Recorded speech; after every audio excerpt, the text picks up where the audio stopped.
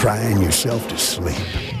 That's why every point counts, every position, every lap led, every point you keep those Cup guys from stealing away. So get out front, stay out front. All that divides the champion from the forgotten could be that one little point. And you want to talk about points? Just ask Carl Edwards last year in the chase on the final race. Cars are out on the track for the pace lap, and Elliott Sadler, our points leader. Let's compare last year to 2012, and you can see the 4 wins have meant a lot, as is the fact that he was 14 behind at this stage last year through 28 races. This time he's up by 9. Let's dial him up, DJ. Elliott, we just showed the fans a graphic showing what an outstanding season you've had to this point. Got yourself in a great position atop the standings. And that leads us to our mailbag question from Scott in Essex, England. He asked, coming into the weekend with the gap to Ricky so small, how do you approach the race? Do you play it safe and finish, or go full on for the win? Well, that's a really good question, DJ, but honestly, with this being Breast Cancer Awareness Month, the pink on the race car, with my family being here, especially my mom, it's all about winning the race tonight. And if you win the race, you score the most points. But, you know, we came here to win this race. We did a good job, guys. Gave me a great race car. But, man, we're going to go after them tonight. Hey, Elliott, with your 2 closest competitors being really good on these mile-and-a-halves along with yourself, did that put some added pressure on you here tonight? Yeah, I can't give anything up to them tonight. Austin really has been running good on the mile-and-a-halves here the last month and a half. Really fast. Ricky's been fast on mile-and-a-halves all season long, so I know they're going to be around the top 4 or 5 all night long. So we got to do the same thing. We got to be able to match it. We got a lot of mile-and-a-half tracks left. It's a good sign that we showed a lot of speed today to sit on the pole, and we just got to race them hard for 300 miles. All right, Elliott, thanks for talking with us. Hopefully you can get that victory for Miss Bell. Now Andy's going to talk to your crew chief, Luke Lambert. All right, thanks, guys. Hey, Luke, it's Andy up in the booth.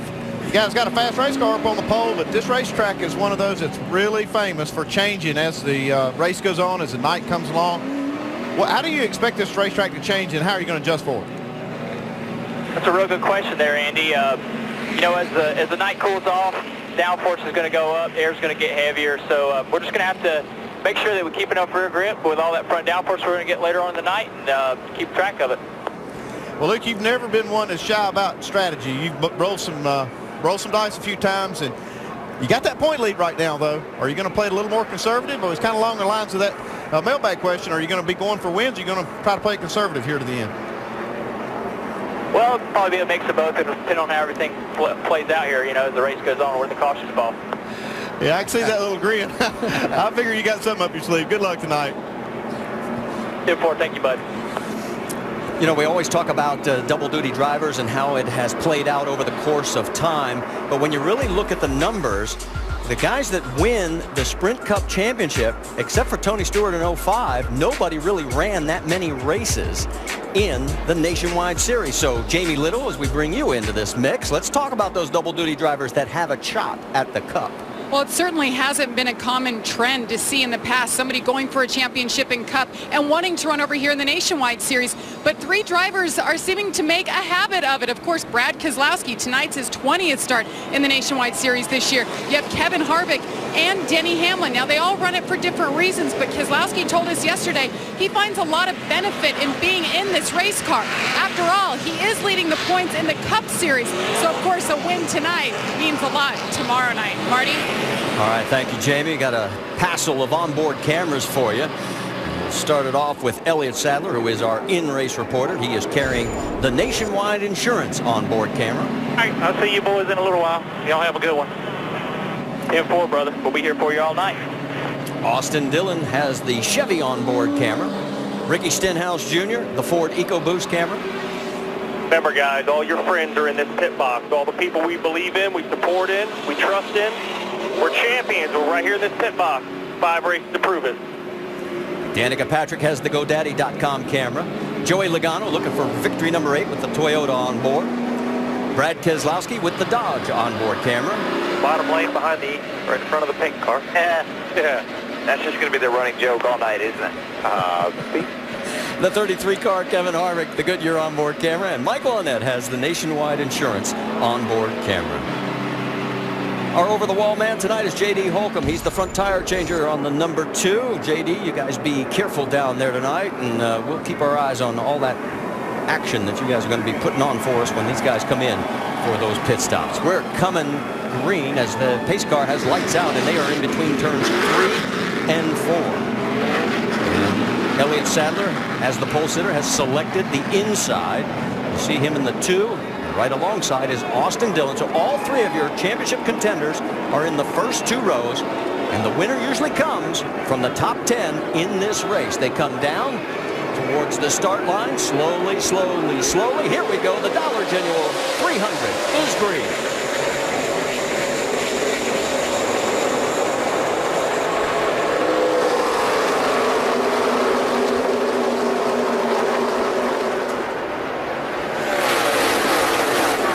Elliott Sadler picking up right where he left off in qualifying. He's out in front, and already contact, smoke, and the 0-0 of Angela Cope. So let's wait to see. And yes, the caution has come out. So we do not even complete the first lap under green.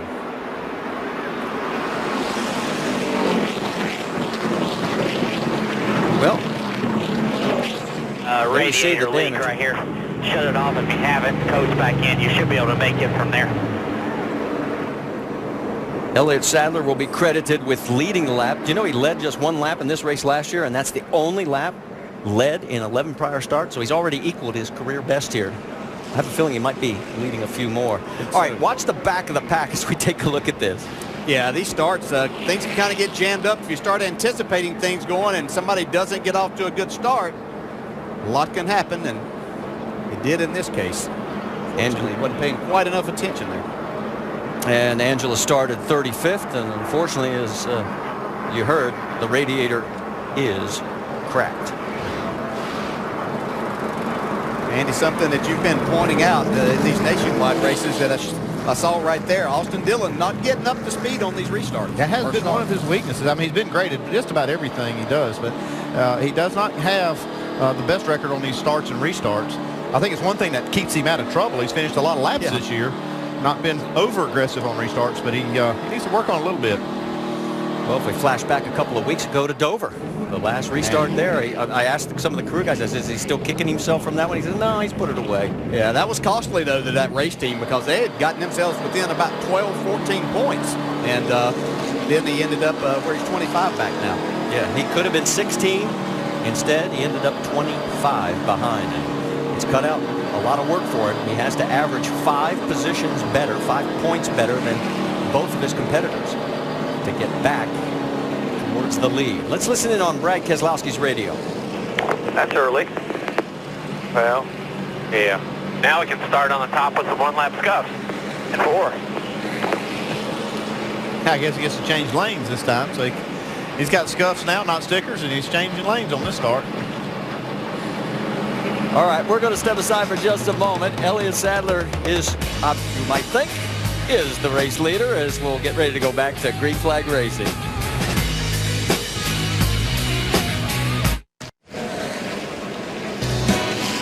Oh, the NASCAR Hall of Fame in downtown Charlotte. If you haven't been there, you got to take some time, put it on your calendar. It is spectacular.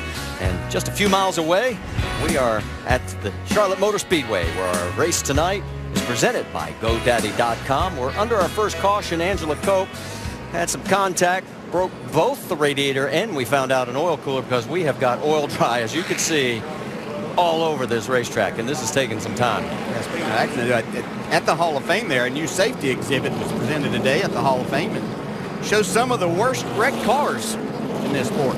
That takes something. I wouldn't want my car in there. And yes, you can see the car that Angela Cope ran into, the 87 of Joe Nemechek, as they're working on the back end. Put a little tape on there. Now, we mentioned our over-the-wall man is J.D. Holcomb. He's the front tire changer on that number 2 for Elliott Sadler. And J.D., we didn't get a chance earlier, so let's do it now since we're under this caution. I know this is a special race for all you guys. I mean, we heard Elliott talk about the fact his mom is a breast cancer survivor. But this is also hometown for all you guys. So let's talk about how special and what extra effort you put into this. Yeah, this is probably one of those races where every crew member up and down pit road, really wants to win just because of the family and friends that's here. And, with the Breast Cancer and Awareness Month, we're really going to push real hard and try to get to victory tonight. And how many tickets did all your friends and family ask you to buy for them? I lost count. That's the downside, isn't it? Yeah. All right, you guys be safe down there. Have a great race. All right, thank you. All right, the cleanup continues here, and I mean, it is massive all the way from the start-finish line and down through turns 1, 2, and down the backstretch, and there they are working on. So we're just going to step aside again. Barely I can, but I can. All right, let's go back. We were talking about Austin Dillon and how restarts have been one of his bugaboos as he's been trying to get around him. Now let's go back to Dover because Casey Kane had a problem and Austin also got collected.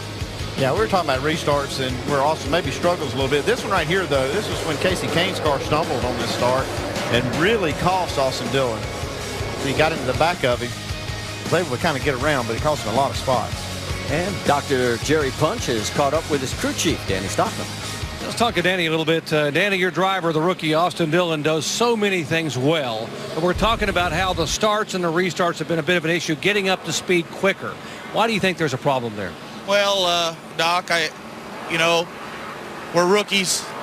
We're racing up against the best in the business here with Elliott Sadler and Joey Logano, Kevin Harvick, and Ricky Stenhouse, and all these boys that been doing this for a while. And you just got to remember the kid's a rookie, and I'm a rookie, and a lot of the guys on this team are rookies. And it just takes experience, and that's all we're trying to do here tonight is gain experience and run every lap that we can and restart every time we can also. And I guarantee next time we talk, this time next year, we'll have it fixed.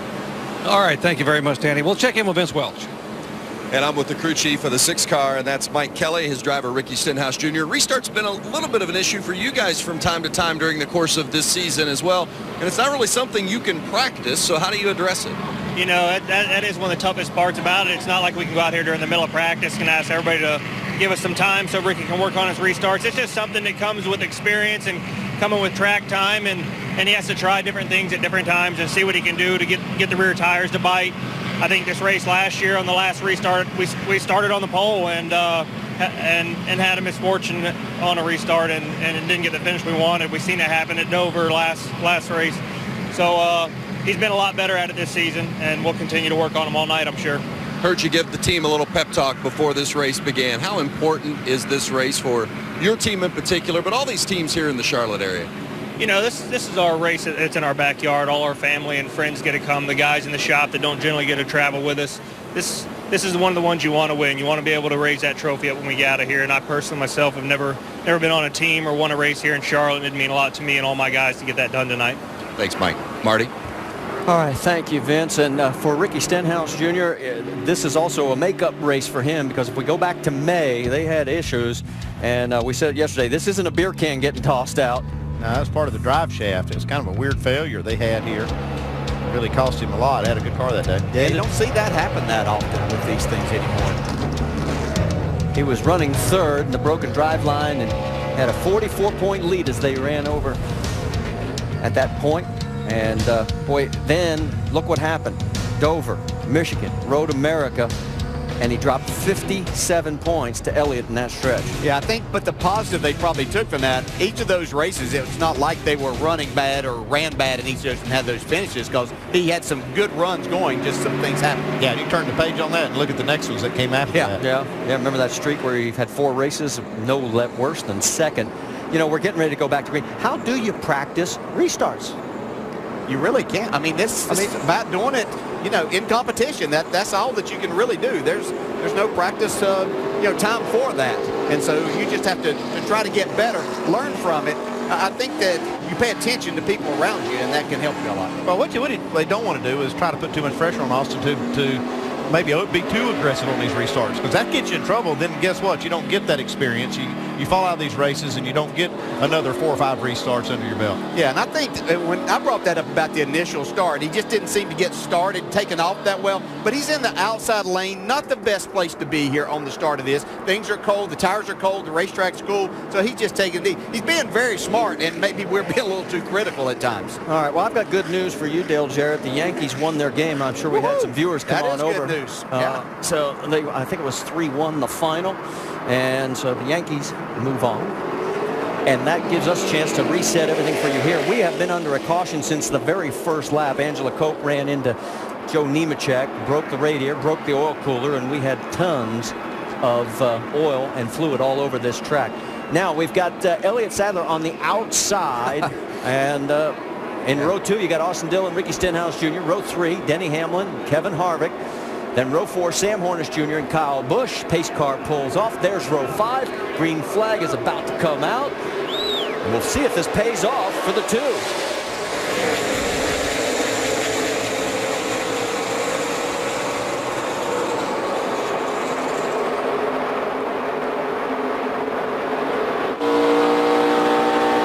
And I think he did it because of the speedy drive that was put down on the inside of the racetrack this time. I will be surprised if he takes the outside again later on. And it looked like it was going to backfire, but it didn't. He was able to hold on. Right there. That was close.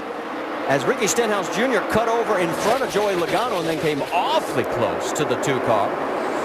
Now Logano and Kevin Harvick are side by side. That's the battle for 3rd. And there's Kyle Busch in the mix as well. See on the entry to turn 1 back there, still just enough of that speedy drive, that white part down at the very bottom of the track to make these drivers a little bit nervous down there on the very bottom on the entry to 1. So you got to hand it to Elliott Sadler, though. He really drove hard on the outside to keep that lead. As he stated before the start of the race, he is a man on the mission, and we got caution again, and Sam Hornish has contact. And he jumped out of gas and back into it. Coming to you guys right front. So does the 31 have damage, Justin Allgaier, and these guys have had a little history from a few races ago where Sam was not happy with Allgaier, and I'm wondering if this flared up again. I think Sam's got a lot of damage. Both these cars are damaged. Yeah, take it straight to the garage, bud. We're going to do some work on that fender. 4th and 5th in the points. They were running 10th and 11th with Sam in 10th. All right, let's go back and see if we can see what happened.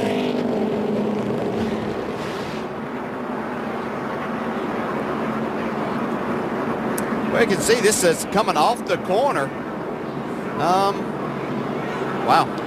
That's racing at Charlotte, and I think Sam probably thought that he may have had enough speed that he had cleared. I think he's upset that Justin Allgaier, or this early in the race, didn't give him enough room there as he could see him coming up. Yeah, that's the way I see it too. I think Allgaier should have given him that spot, especially this early in the race. If that's coming to the checker, it's a different thing, but this early. Does the drop off on turn 4 have anything to play with that? Creates a lot of that, because when that starts falling out, we've heard Rusty Wallace talk about it. When that track, when the banking goes away, your race car goes out towards the wall, and you need that extra room, and that's where you're depending on that driver. If you've got that much of your car ahead of him, he needs to back out, because nothing good's going to come of it, just like it did here. I will give Sam credit. It looked like he was going after Justin Allgaier after that accident happened, and he made a quick decision that wasn't in his best interest. Vince, what do you got?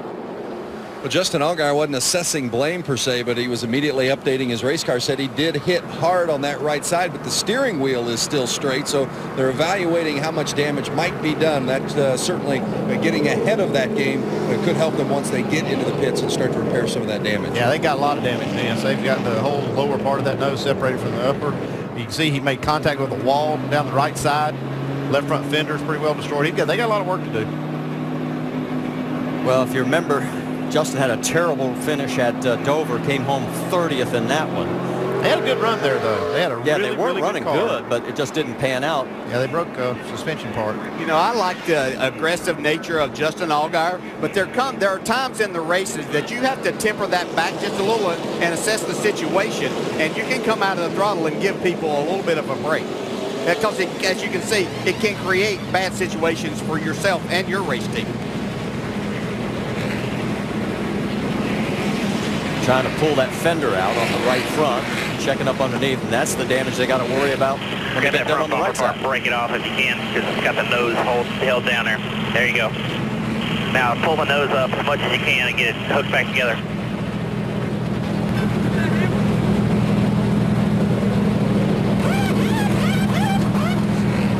That nose is made in two pieces, and you can see that upper part is just separated from the lower. Gaping hole that's going to really not be good for performance if they don't fix it. Start putting it on the seam of the nose there. Get it hooked back together.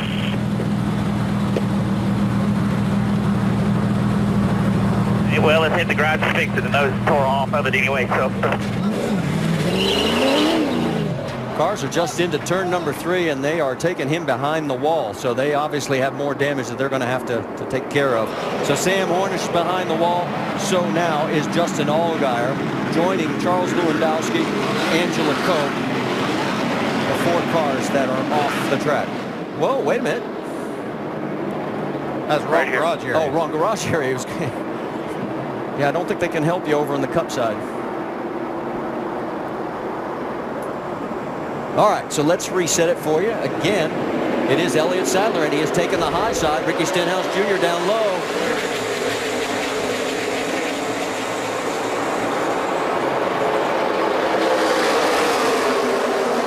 Again, Austin Dillon looked like he was a little slow on the restart. Dropped a few positions. But Ricky Stenhouse is shot to the front. Yeah, I'm not sure about that choice of that outside lane. That's restarts here. It's always been great to have that bottom. You can just stay in the gas so much more down the bottom. Kevin Harvick now in 3rd. Kyle Busch in the 54 in 4th.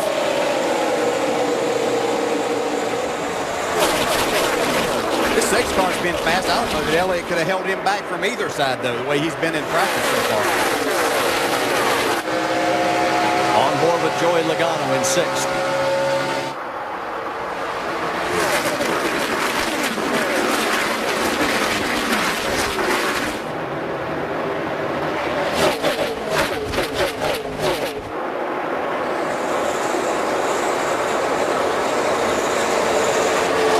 Completed 17 laps. Unfortunately, 12 of them have been under caution. Side-by-side action now with the 22 of Brad Keselowski and the 54 of Kyle Busch.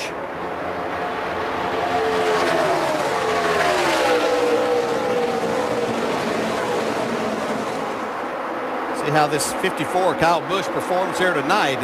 Certainly been a trying year getting this new race team up and going. Do have the victory with his brother driving the car at Richmond back earlier in the year. I like the way that 22 car looks right now, though. It'll get down on the bottom and really dig. Remember, Keselowski won the race back here in May. And he has a little more work to do tomorrow. You can see right there that Brad was maybe a little further up than what Sam Hornish was on Justin Allgaier, but he was racing a veteran in Kyle Busch, who gave him a little bit of room there to make sure there wasn't any contact and create a bad situation. Denny Hamlin trying to close in on his Joe Gibbs Racing teammate.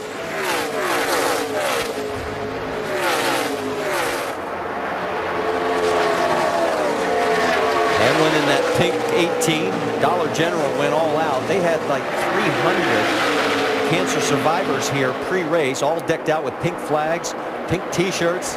It was a sea of pink.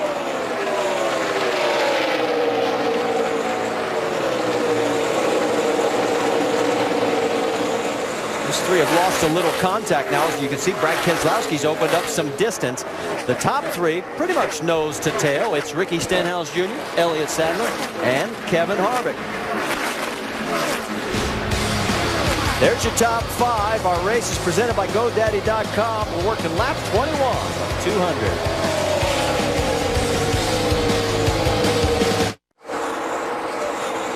Back here at the Nationwide Series, our event presented by GoDaddy.com. We've knocked down 25 of the 200 laps. And let's tell you about tomorrow, because it's 7 Eastern. Sprint Cup Series. It's the Bank of America 500. It's on ABC.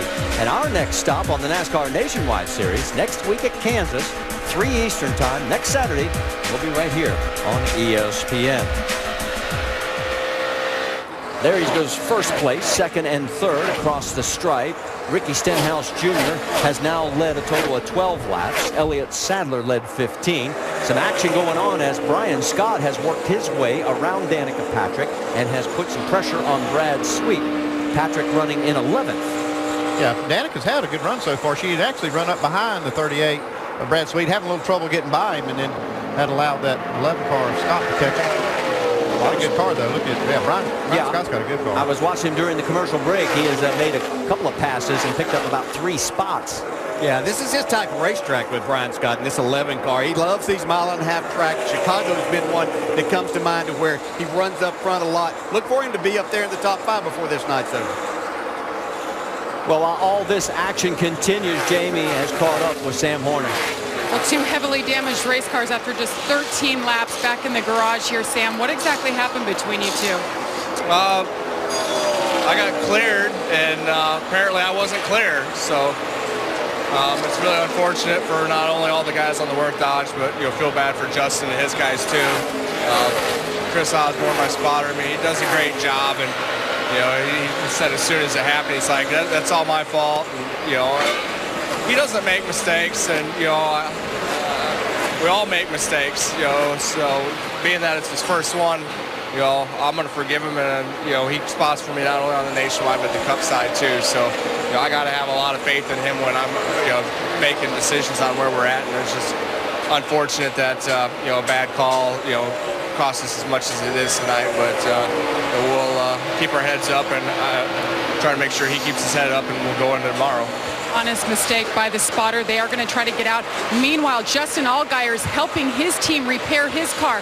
Why? Well, he sits 5th in points, Marty. They're keeping their eye on the 43, who's been coming like a freight train trying to take that top 5 position. You better tell him to hurry, because the way the race is running right now, he would end in 6th place in the points. The 43 would be ahead of him by about 15 with where the 43 is running right now. And that comment by Sam goes to prove just how important that spotter's role really is. Yeah. And I've spotted here on this roof before, and it's that angle right there coming off turn 4 is really, really hard to call, especially when it's close.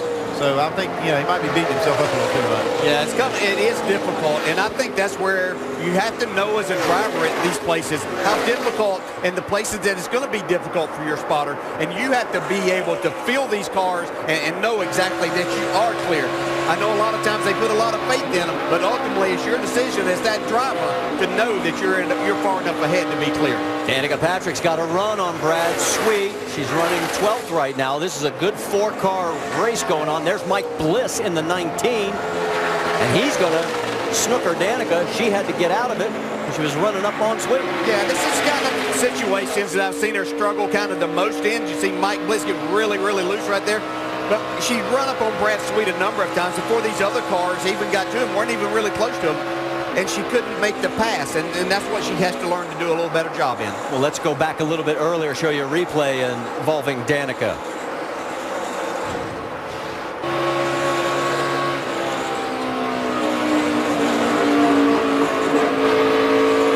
Working the outside. 38 is outside. 30 is outside. And almost the same thing that happened again. She had to get out of it so much, she lost momentum and loses the spot. Right there's when you have to take advantage. You've got that car in front of you loose. You got to stab the gas and get going. Get up beside him, take the spot. Well, she's got it hammered down right now, and she's trying to reel those cars back in.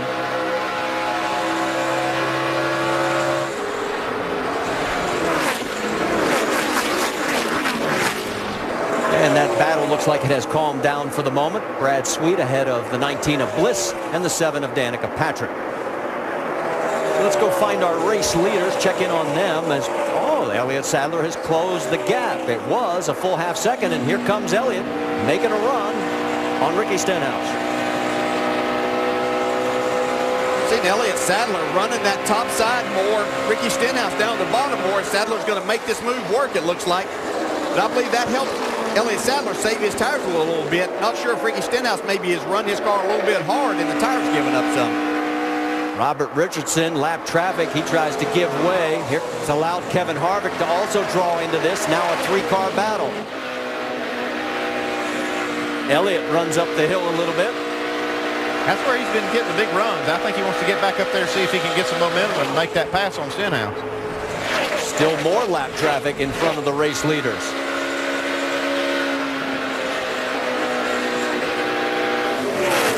See, Elliott Sadler cut in a little bit soon. I know what he was trying to do was get some air to his nose as he entered turn one there to get the car to turn good. But he cut in a little bit soon, and that hurt him. He shot him up the hill. And it looks like Kevin Harvick's going to take over that second spot, bump Elliott back to third. They're going around the 14 of Eric McClure. And in front of McClure is Stanton Barrett. In only his second nationwide race in about 2 years. Did a great job of qualifying just to make the show. Yeah, he did. When he went out, he stayed up in front for about, 18 cars before he finally got beat. That's pretty good. He hadn't been in a race car since last year. Well, the race lead has sort of settled down, at least for the moment. Ricky Stenhouse Jr. is in control. He leads all drivers in laps led on the 1.5-mile tracks. But there was a close moment right here. Hello. Want to get any closer? Back here at the Dollar General 300 at Charlotte, remember to check out Race Buddy. It's enhanced coverage for select Nationwide Series races. We've got more cameras than ever. All you got to do, log on to NASCARNationwideSeries.com/RaceBuddy. Great battle going on for the race lead right now. The 6 and the 33 side by side. Look at Harvick working the wheel in that 33 car. Yeah, Dale jumped up. I thought he crashed, didn't he? Well, no, I thought he was going to go over to the other county before he turned it back, though. Stenhouse drove it off in the 3. While we were in the break, let's go back and show you. Harvick almost had the lead. He had a great run on him. They got a little traffic here, and that keeps you from going to the gas all the way somewhat. I think Stenhouse thought Harvick might try to pass him on the inside, but no. And we can tell you that he did get across the stripe with a nose in front of the 6 to officially lead a lap. In fact, you can see right about there. And then Stenhouse comes back and retakes the lead. So we've had 3 different leaders now. Here we go, all 3 of them. The 6, the 33, and now the 2 is sort of log jammed behind some slower traffic. I pass him here. I want you to go tell him something. I'll have to run awful fast to catch him. No, I want you to go tell his spotter. He'll think it's funny. I like that what it was. Nice and loose tonight. Well, I still wonder if, we'll have a little flashback from Atlanta. Remember, that's where Harvick led, dominated the race, and then Ricky got him late for the win. It's going to be interesting right here. It's got lap cars all parts of the track. That's Mike Wallace in the 01 making his 750th NASCAR start. Now, that's across all 3 series, trucks, nationwide, and cup. That's quite a feat. Harvick got to be careful pushing Mike Wallace in the corner a little faster than what he's capable of going right there. Not that Mike's not capable of going that fast, but his car, obviously, he's struggling with. It's getting ready to be a little 4-car battle. That 22 car of Keselowski's actually catching this group, too. On board with Sadler, he goes under the 01 of Wallace. And as Mike goes down, that means 22 cars are on the lead lap. It's fun to watch Ricky Stenhouse drive through this traffic just wherever he needs to go. And it's in the gas the majority of the time. Current top 5 have won 20 of the 28 races this season. Now, the top 5 is Stenhouse, Harvick, Sadler, Keselowski, and Joey Logano. And, of course, of that group, Logano leads with 7 victories. You know, and with the man running 6th, you would think that we could add to that victory total most of the time. But Kyle Busch has yet to win this year. Trying to keep that streak alive. He's had 8 consecutive seasons with at least 1 win. If he gets one, he would tie Mark Martin. But here we go for the lead as he got the 33 of Harvick going around, and he's going to clear. So Kevin Harvick makes it stick this time. Here comes Keselowski around Sadler.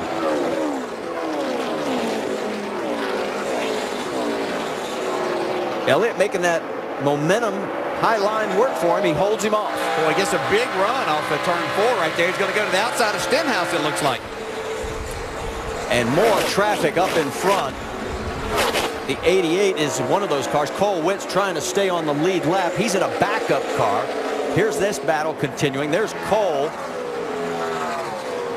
And that's Justin Allgaier, who has gotten back out on the track. And Harvick's saying, guys, get out of the way. Everybody else is coming. Yeah.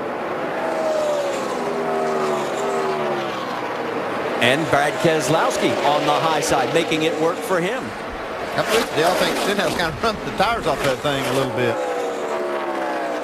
Well, if he didn't, it wasn't from a lack of trying, because he was driving it hard as he was dicing in and out of the traffic and trying to hold these other guys off. So it's now Harvick, Sadler, Keselowski, Stenhouse, Logano. That's your top 5.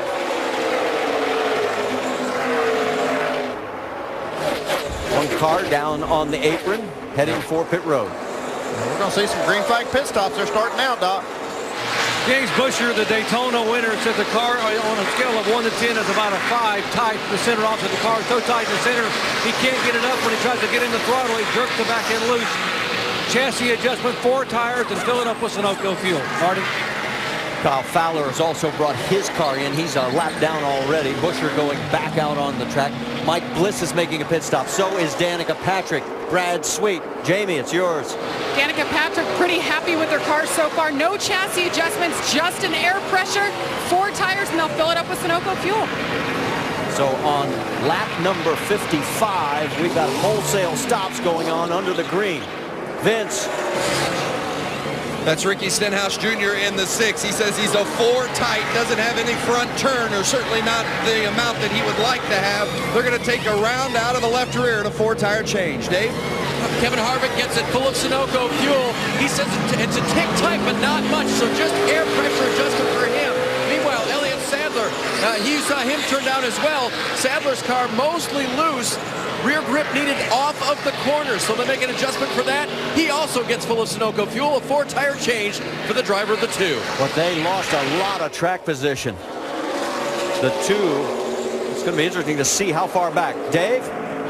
Brad Keselowski's car tight in the center and off the corner, mostly in turn number 2. Very minor adjustments needed for him.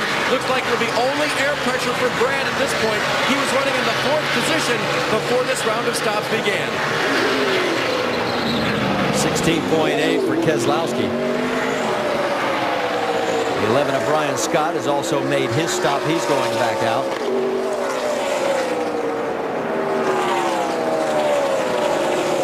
Joey Logano right now is your race leader. He has not made a pit stop yet. Neither has Michael Annett, Joe Nemechek, or the 41 car of Timmy Hill. This time, Joey, this time. You heard the call. He'll be coming in this time around.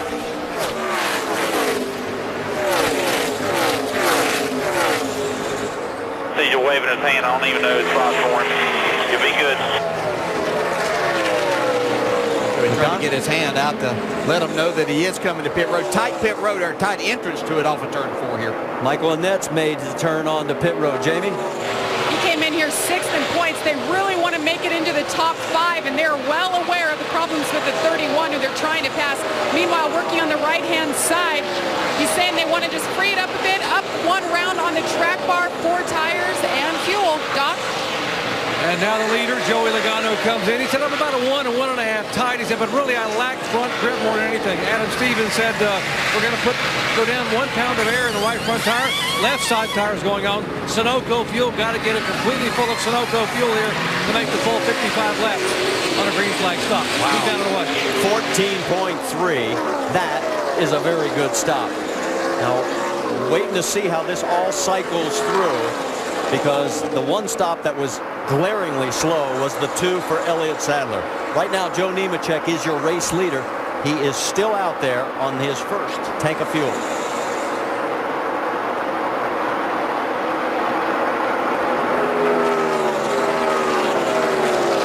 He's going to go another lap. We're going to step aside for a break. Our race tonight presented by GoDaddy.com.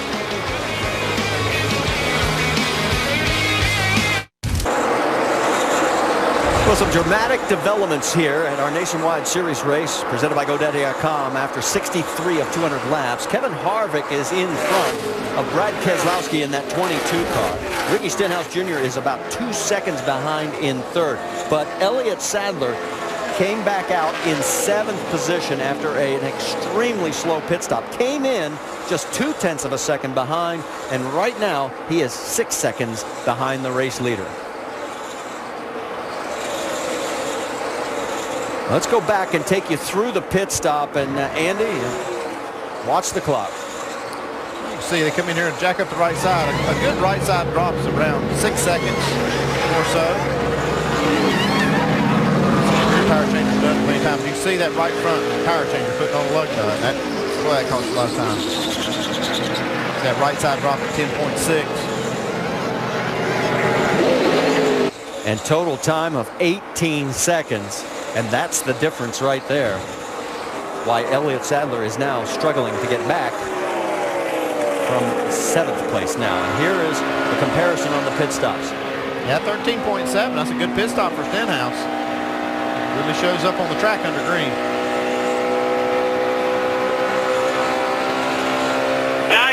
Did I do something wrong on that pit stop? Was the wheel turned? The lug nut fell off, man. We'll shake it off here. We'll be all right. Long ways to go. And that is the one advantage. We're only 66 laps into this thing of 200.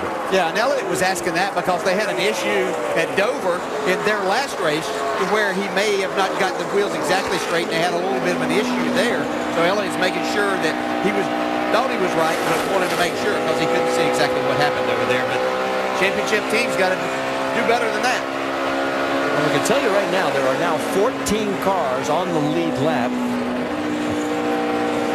Justin Allgaier, as we mentioned earlier, is back out, but there is about 9 cars that are either off track or out of this race.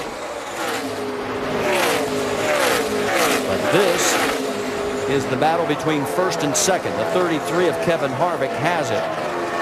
The 98 right there is Reed Sorensen. He's a lap down, and the 22 is 2nd place, Brad Keselowski.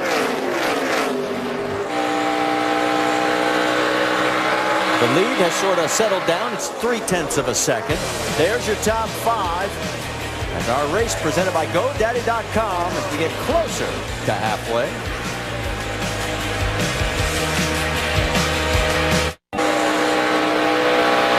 Well, we've had our 9th lead change as Brad Keselowski has gotten around Kevin Harvick. And during the commercial break, a good battle between these two. Although now Keselowski has opened up about 0.2 of a second. Let's go back and show you exactly what happened.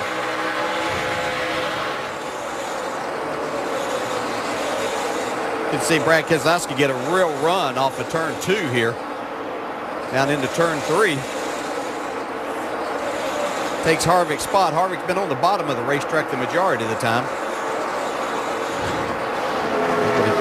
Take that first spot away and pull him away a little bit now. We can also tell you that Mike Bliss in the 19 has pitted. He gave up 10th, and we're trying to find out what issue they had because he had plenty of fuel. When we get word, we'll pass it along. So that means right now we have a total of 12, now make it 11 cars on the lead lap as Brad Sweet and Ryan Blaney have just gone down a lap. There is Ricky Stenhouse Jr. He is running in 4th right now. He is 5.8 seconds behind the lead. Vince, what do you hear on that 6 car? Yeah, well, when he runs it through 3 and 4, it's just way too loose all the way through. It's interesting, his spotter, Mike Kalanoff, veteran spotter, told Ricky, you're giving up too much speed when you run the bottom. You got to keep it wound up top. And Ricky replied, it's a 5 loose up there. I can't do anything with it up top. So they're going to have to fix him up at the next pit stop. He's not too happy with what he's got in his hand right now. Yeah, because I wonder. Seemed like he didn't have the speed that he had.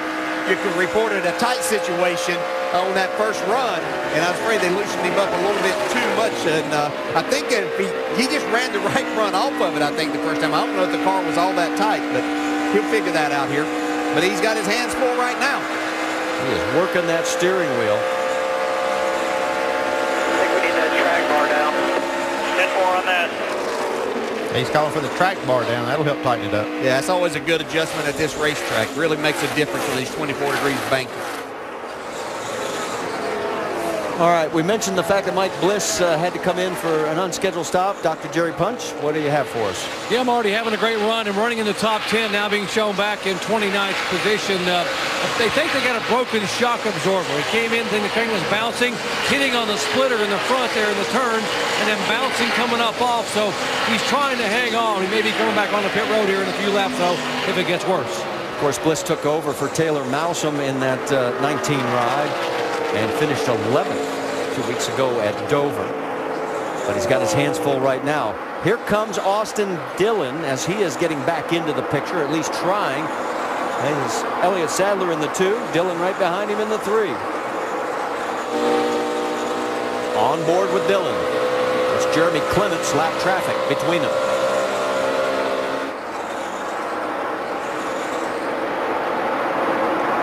Clements in that 51 is running in the 16th position, 1 lap down.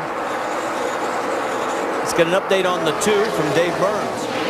Well, Elliott had requested on that first stop to improve the rear grip, as you see Austin Dillon now diving down to the inside. And unfortunately, Elliott's reporting he's losing more and more rear grip. He says, I think I'm overworking that right rear tire. So they haven't improved the 2 yet, and now he's back in traffic.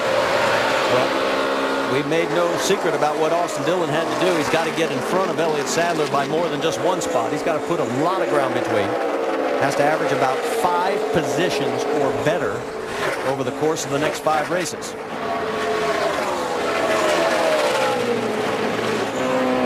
And actually, we talked to Austin before the race about scoring maximum points. Just win races, take as much as we can get, ask for it all, I guess. 5 wins to come out with a season. You know, try and be greedy at the end of the year, try and take them all, just get points after points and go after them. And just as that finishes up, the caution flag comes out, and it is Mike Bliss. We heard the problem from Dr. Jerry Punch, and obviously it got worse. Yeah, they may have found out what it was here, right? Something must have broken. Mike Bliss doesn't just wreck a race car usually.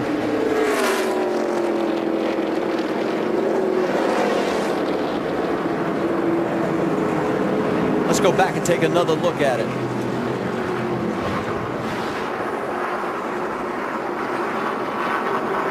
Oh, man. Something happened to it right there. He goes to the outside, and then the car's going to go down and hit the inside wall. I believe this might be at a part of the racetrack where there is no safer barrier. But he had gotten it slowed down quite a bit. Let's take another look. Remember, we talked about as we watch. Oh, this is going to hurt. Because that inside wall, there's no safer barrier there. Remember, we talked about 1 out of 15 have been won by nationwide regulars. And he's the one. May 2009, his 2nd win here at Charlotte in the Nationwide Series. He's the only one to do it in the last 15 races. So we are under our 3rd caution here, as it'll take a little bit of time to get the 19 on the hook. Brad Keselowski is our race leader. He is one of 6 leaders that we've had, a total of 9 lead changes. And we are down to 10 cars. It'll be 11 as James Buescher will get the free pass back on the lead lap. Elliott Sadler needs a lot better pit stop this time. Let's send it down to Vince Welch. Ricky Stenhouse Jr., upper left-hand portion of your screen, says he's a 3 on a 10 scale loose. So they're going to go down 2 rounds on the track bar. Air pressure in the left rear, 4-tire change. Doc? Joey Logano is still very tight. Tried to free him up, didn't help it. 4 tires going up 1 round on the track bar. Dave Burns. Keep your eye on Harvick and Keselowski. Harvick will take 4, so will Keselowski. Harvick says put it back where it was and tighten it up from there. The track is loosening. Keselowski says the center is better. It's now a little free off. They're gone from pit road. And as you see, Elliott Sadler just getting off pit road now. 2 tires for Denny Hamlin. Picks him up 4. Austin Dillon gains 6. We'll see if that strategy pays off. And the losers, Keselowski and Harvick, lose 3 apiece. Stenhouse loses 2. Kyle Busch loses 2. Elliott Sadler comes back out where he started in 7th. So we'll step aside just for a moment. We'll reset the field. And this is why we're under our 3rd caution, a tough, hard hit. Charlotte, beautiful city, both in the nighttime, the daytime. NASCAR Hall of Fame in downtown. It's a pink night here at Charlotte Motor Speedway.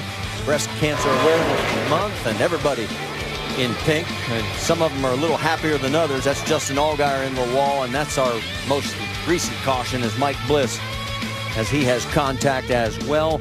And we've had 3 cautions now for a total of 16 laps.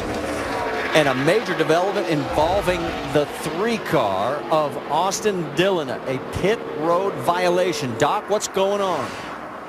Well, the guys here on pit road are actually re-watching the pit stop. NASCAR told them there was a tire violation. Actually, it was a tire changer violation. The rule is they got to be halfway back across the pit stall before the car leaves, and they run it back a couple of times. It looks like the right rear or outside tire man wasn't all the way back. He's making an adjustment. There he is. The car is gone, and they haven't come back yet with the equipment. So that's the violation. He had to come back in. They filled it up with Sunoco fuel and put left side tire on. So it's going to move Austin Dillon back in the field as we get ready to go back to green flag racing. It is Denny Hamlin up front, Joey Logano alongside, and Hamlin has selected the outside. Harvick, Keselowski in row 2. They're calling them close down there on pit road tonight. That's a tough call to make in a championship battle.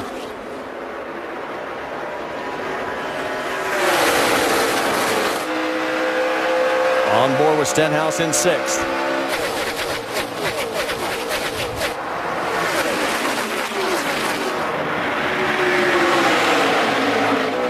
They are still running side by side. Yeah, that's always the difficult part of this racetrack, these restarts, where you stay side by side. You're running top speed right here. These cars, especially on the inside, can get extremely loose. As you can see Joey Logano do as he watches up the racetrack. Now we got it 3 wide. Keselowski's going to go way down low. So the 2-tire strategy has paid off for Hamlin, at least for the moment. He has got the lead. There's Harvick and Keselowski side by side for 2nd. Elliott Sadler back in the mix after his first pit stop was less than stellar. Yeah, that's a real break for Elliott Sadler and his team to be able to make an adjustment because the car wasn't exactly right and make up for that lost time on that pit stop under green. Now the good news, if you're an Austin Dillon fan, he is only 3.7 seconds behind. He's in 10th place. That's because we only have 12 cars on the lead lap. Reed Sorensen stayed out to get the wave around. He got back on the lead lap. Look out, Brad Sweet across the infield and coming back up on the track, but everybody looks like they're going to be able to miss him, and our 4th caution flies. Here, fired up here. Get these tires busted here. Well, he's definitely done some agricultural racing, as you can see on the grill. You see the donut on the right side of the car, but I'm not sure that's what caused this one. Yeah, I don't know. That'd be a big break for Austin Dillon, too, to get back up and restart with the lead lap cars. See what happens here. It's Michael Annett in the 43, Blaney in the 36. Oh, he just got loose. That's lucky. That wasn't a lot bigger than what it was. Yeah, that could have collected both Annett and Blaney as well. But that thing really stepped out on him in a hurry. Okay, our previous caution involved Mike Bliss. Let's check in with Jamie Little. She's caught up with him. Well, he's been checked and released. And Mike, Dr. Punch reported that something had broken on the car. So what happened there? Well, before that, actually, when I did wreck, I broke something. We pitted. We thought it was a tire. I think finally something broke. I don't know if the right rear shock broke and then got in the tire and then punctured the tire and then it and then I just wrecked. But up to that point, our Geo Toyota Camry was pretty fast. I was pretty happy with it. It was really, really good. All right, he's 8th in points coming into this race, and of course he'll be in the Cup Series race tomorrow, Marty. Thank you, Jamie. Tough break for Mike Bliss, former Truck Series champion, out of this race tonight. And this looks like it's going to be a pretty quick caution, as Brad Sweet has made it back to pit road. They're banging on that right front fender. Yeah, Michael Annett did a nice job whenever 38 got into the side of him. Not right, boy, you can overreact to that sometimes and get everybody in trouble. Yeah, he hit him hard, too. Looked like he did. That 43 pretty rock solid, though. Didn't he already move him out of the groove? Word is Michael Annett will get the lucky dog. That'll give us 13 cars back on the lead lap. And everybody will be chasing Denny Hamlin once again. And the 3 is coming down, and we're hearing that's going to be for fuel only. Stay with us. We'll be right back.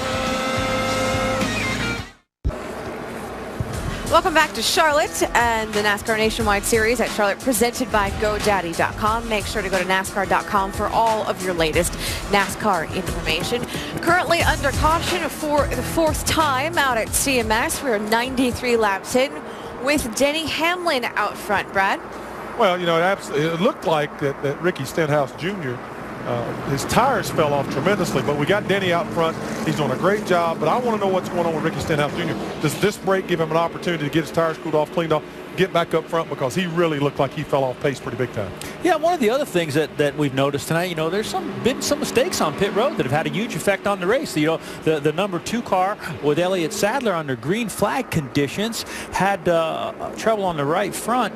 Actually, and we'll see it here, knocked the lug nut off on the right front and took a little bit extra time there. Had about an 18-second pit stop under green. Yeah. Took him from running just a few tenths of a second behind the leader, all the way back to about 6 seconds behind. And then the 3 car, same way, tire violation. Didn't get the tire back in time. Car left, had to come back. And again, so one of the top teams, 2 cars fighting for the championship, mistakes on pit road. And with the championship so close, you cannot lose that time on pit road. No, you can't do it at all. Exactly right, Nicole. I'll tell you one guy I'm really looking at, though, is Denny Hamlin, guy leading this race. And we talked earlier in the broadcast about he just really wasn't into wanting to run this car. He didn't feel comfortable running it. It was kind of pain, but man, it makes you feel good when you're leading. Yeah, it does, absolutely. 9 of the last 10 races here have been won by Cup Series drivers. Top 4 drivers right now, who are they, Marty Reed?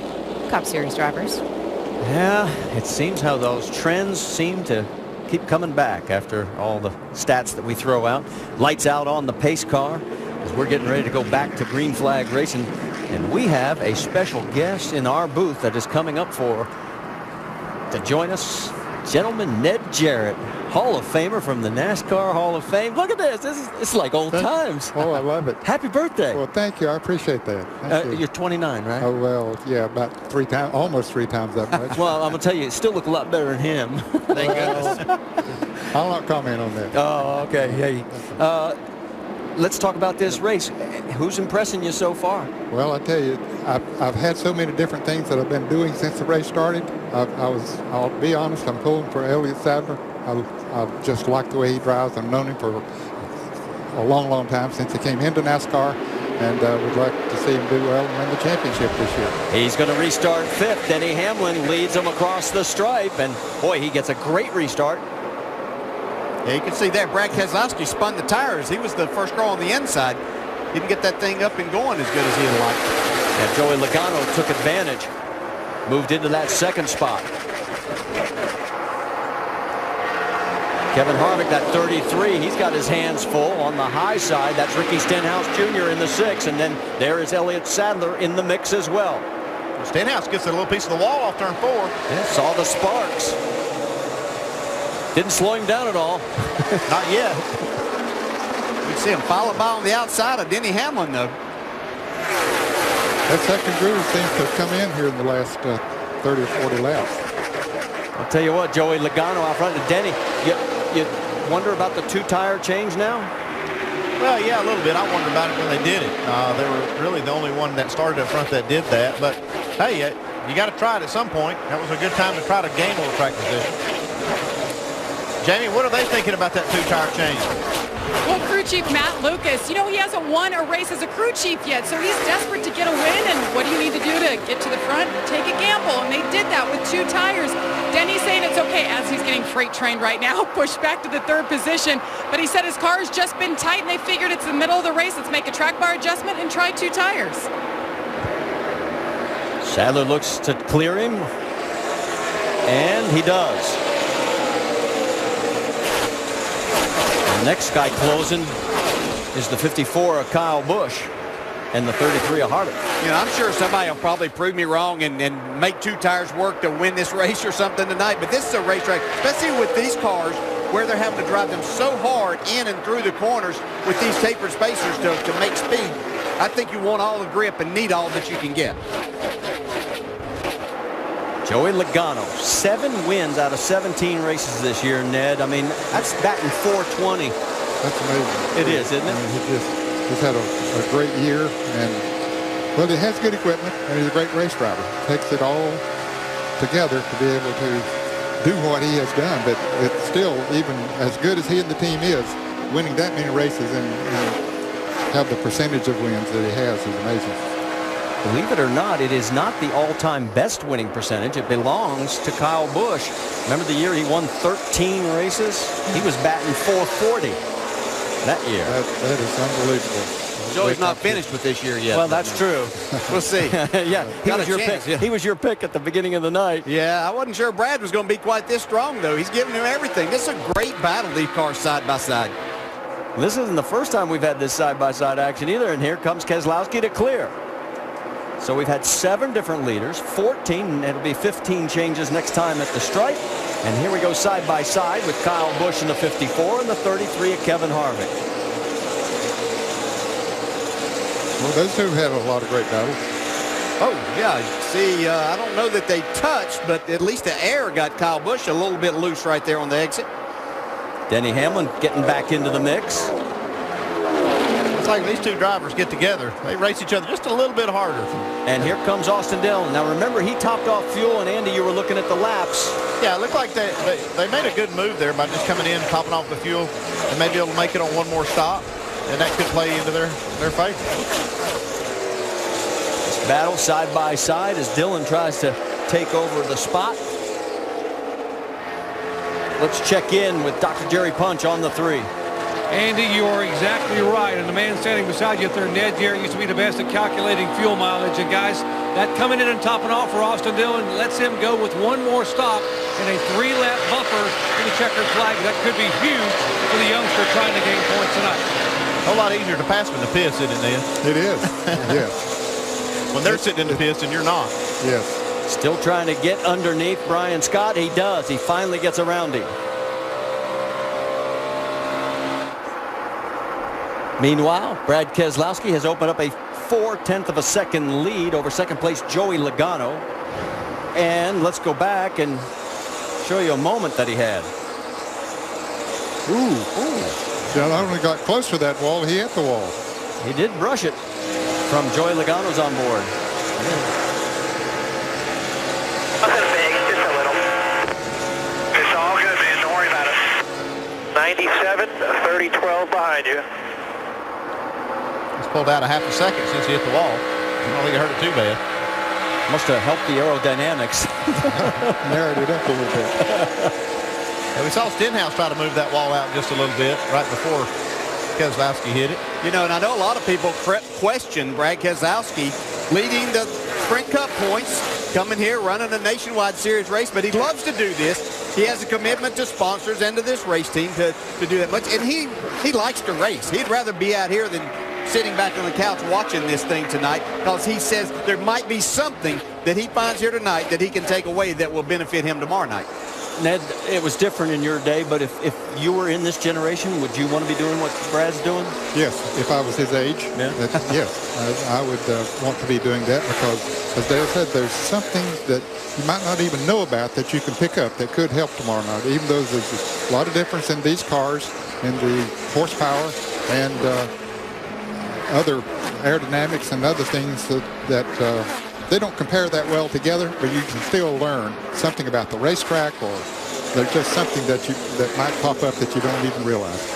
Get a look at the 88 of Cole Witt. He is 1 lap down now. He's in the lucky dog position. Of course, he had a tough break in yesterday, as right in the final practice. He ended up spanking the wall and had to go to the backup car. Yeah, he was anything but a lucky dog yesterday. They broke a Heim joint on the sway bar, and that thing went straight in the wall and ruined their primary car. Yeah, he got a lap down here on that first set of runs there during the green flags. And I'm sure the car wasn't very good, but they've had a couple opportunities to make some adjustments, and he's running some pretty good speed. So he needs just a little bit of good fortune here to get himself back on the lead lap. We can tell you that Sam Hornish Jr. has just pulled back out onto the racetrack. He is 93 laps down in 41st position, but still trying to pick up points wherever he can. Brad Keselowski, the race leader, now a full second. That might be the biggest lead we've had all night tonight. Might have been that last adjustment, Marty. Yeah, that he made against that wall. Right against that wall. as he's got the lead over Joey Logano and Ricky Stenhouse Jr. And at the points leader coming in, Elliott Sadler, our Hall of Famer Ned Jarrett, right next to us in the booth. He's in the house tonight, ladies and gentlemen.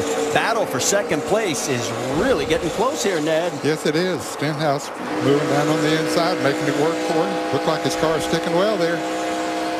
And that would cut the points lead to 6 right now with the way they are currently running on the track. Elliott Sadler would still have the lead, but we still have a few laps to run. It looks like maybe they made an adjustment to tighten that 6 car up for Ricky Stenhouse. Said he was pretty loose on that last run. So they made some adjustment and got him back up there. Might be enough to get him up to where you can see Brad Keselowski in battle for the win. He was fastest car on the last lap. This time he is the 3rd fastest. You like all this technology we have up here, Ned? Oh, I love it. I don't know how to operate it all. Don't worry, we don't understand it. Yeah, you're not the only one.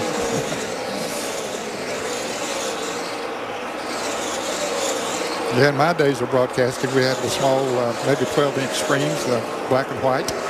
Manual scoring. Oh, yes. Yeah. But it was fun. Benny Parsons and I would try to help figure it out best we could. Yeah, and then I always remember, Benny, they are commencing to reckon. Yeah, you pit stopped for time with your stopwatch, weren't they? Yes, yeah. we were. Yeah, you always had a stopwatch with you up in the booth. I was absolutely lost without having a stopwatch around my neck. All right, let's check in on our race leader, Brad Keselowski. He has now opened the lead up to 1.6 seconds over Ricky Stenhouse Jr. Let's go up to speed with Nationwide Insurance. Get the latest. How about it, Dave Burns? Well, a little hot right now for Brad Keselowski, about 270 something on the grill of that race car. But let's flip back a little bit to Kevin Harvick in the 33 car. Remember in May, he led 92 laps here. And on a late series of pit stops, strategy, some guys took 2, they took 4. They ended up back in the pack. He was never able to recover from that. I thought they had that licked earlier today because he drove from mid-pack to the front. But they're still a little bit tight in traffic at this point, trying to make their way forward. Vince? Running 7th right now is the 54 of Kyle Busch. He's the all-time wins leader in this series, but he's not yet gone to victory lane as a driver for his own team, Kyle Busch Motorsports. In fact, Rick Wren, the team's GM, told me today, I'm not a guy who counts on luck, but I'd sure like to have some tonight. They haven't really had much. They had a slow pit stop last time around, and they've also had a communication issue. 35, good lap, made around 30, 45 and 50s in front. I have no clue what lap time I'm running because I can't hear you. You key up too late. So they're working on that. The good news for Kyle is that he says the balance in the car is good, and it's gotten better as the night's gone on. Doc? And Vince, how about the kid right behind Kyle Busch? We call him the kid in the cowboy hat. The impressive rookie Austin Dillon came in tonight, 3rd in the point standings, 25 points back, qualified in the front row, had trouble at the start, trouble on the restart, lost about 7 or 8 spots, came on the pit row, had a tire violation, had to restart as the last car on the lead lap at 12th, but they came back in and topped off in fuel, which may be a strategy move. If we stay green, it may help him have a great finish and maybe steal a win. Jamie. And Danica Patrick running 10th right now. She started this race 11th. Now this is just the 3rd race working with her new crew chief, Ryan Pemberton. But this is the first time they feel like they've really been able to click and move forward and make some progress in their communication and the setup on the race car. Now as far as 1.5 mile tracks, Danica has 3 top 10s. So they expected a good run tonight. She's saying she's just a little loose getting in. They're going to make a track bar adjustment on the next stop, Dave. Jamie, you heard at the beginning of our Up to Speed me report on the 22 of Brad Keselowski running hot. The crew is now behind the wall getting the pressurized water system ready. The big guy is Tommy Chandler. He just ran through the shot there. He is the engine tuner. Now these guys going to work, including quite a few of the guys down here. It is covered on the front of the grill. They had something on that they tried to get off on the last pit stop. They told me it was not over an opening, but there it is. It certainly is. And Brad said it's been up to 270 climbing, and he's losing power in the 22 car. 1.3 seconds is the race lead, and you can see it on the screen. Yeah, you can certainly see it. I'm not sure about losing power. He just ran the quickest lap of anybody on the racetrack.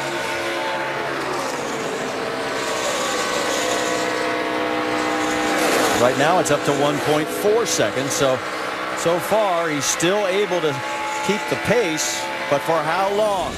We're going to step aside for just a moment. There's your top 5 as we've knocked down 124 laps.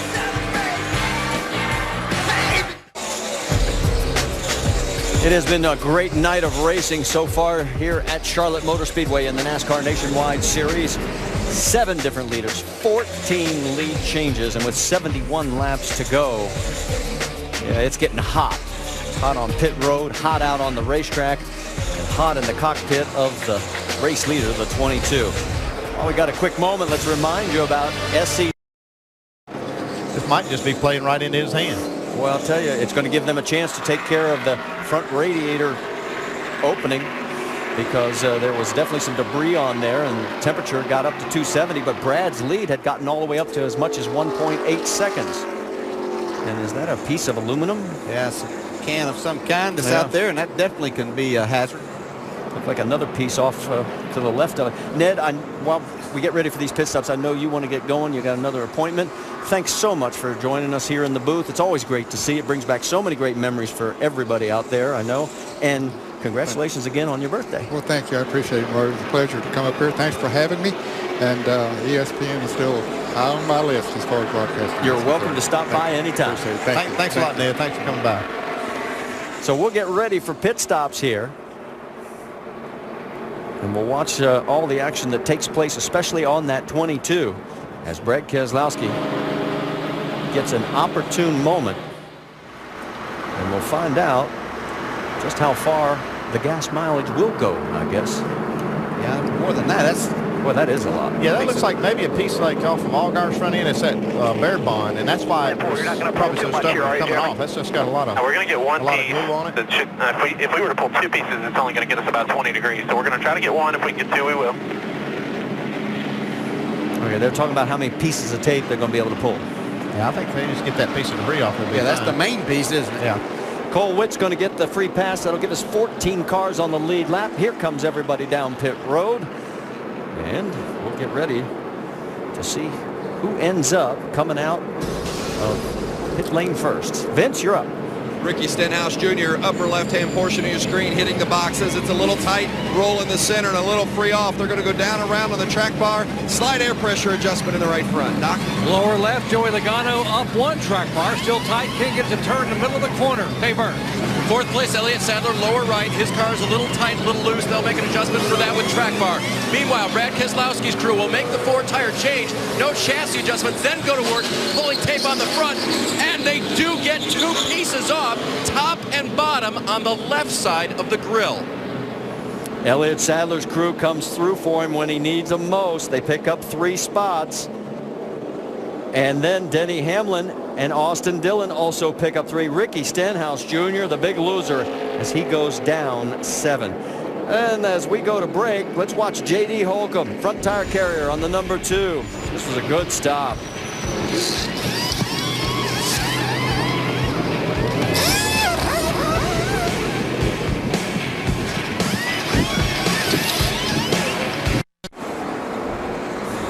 Beautiful night in Charlotte as we are getting down to the nitty-gritty on this one. 5 races remaining here on the NASCAR Nationwide Series. 65 laps to go tonight. And let's go and take a look at what happened to the 6 car during this pit stop when they lost 7 spots. Now watch the clock and keep an eye on the rear deck. See, it's a pretty normal stop at this point. These guys have been doing a good job tonight. Made a quick adjustment on that right rear. See, they got a little damage on this right rear corner of the spoiler. They want to fix it. See, they got a hammer. Was that hammer on the inside half of the pit box when they left? That's equipment, right? You're just trying to stir up Well, trouble. I'm just saying, they're calling it close down there. They're calling it close for some. But see, they did not make the repair, though. Yeah. They tried to push that up there where Ricky had gotten into the wall and hit the edge of that spoiler. Really? We're going to wait on that. The spoiler's knocked off the right rear. You got to let me know these things. Well, we don't need to sit here and fix it. I'm driving just fine. We were running 3rd. So not only do they not make the repair, they lose 7 spots in the process. And so now We'll sort it all out for you. Joey Logano will be bringing him down for the green flag. He takes the high side. Elliott Sadler inside. Harvick and Hamlin in row number 2.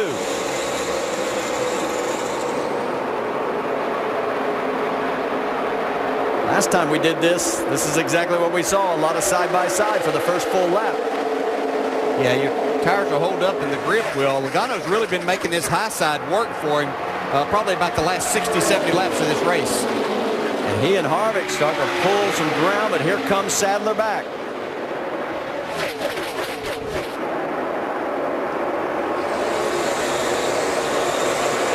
Now we mentioned we started.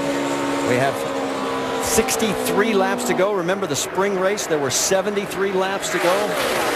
But 16 of those 73 laps were run under yellow. So right now, everybody's looking at those and saying we got to have some yellow flag laps to make it to the end. Well, it's Sadler really making this bottom side work. I thought he might slide up behind Harvick coming off a 2. He had a hole, but he slid up in front of him. Now Harvick trying to go back to the inside. Kevin's got to run, but Sadler's got the momentum. Denny Hamlin right beside or behind those two in that $18 General car. And then you've got Keselowski. Now Hamlin's car tonight seems to run okay for maybe 10, 15 laps, and then he kind of falls off the pace a little bit. We'll see if they've made an adjustment to help him out. One thing they did that time, put 4 tires on. I think that'll help. They did that 2-tire strategy there. Seemed to be okay. 4 tires might be better for him. Let's talk about the Keselowski strategy.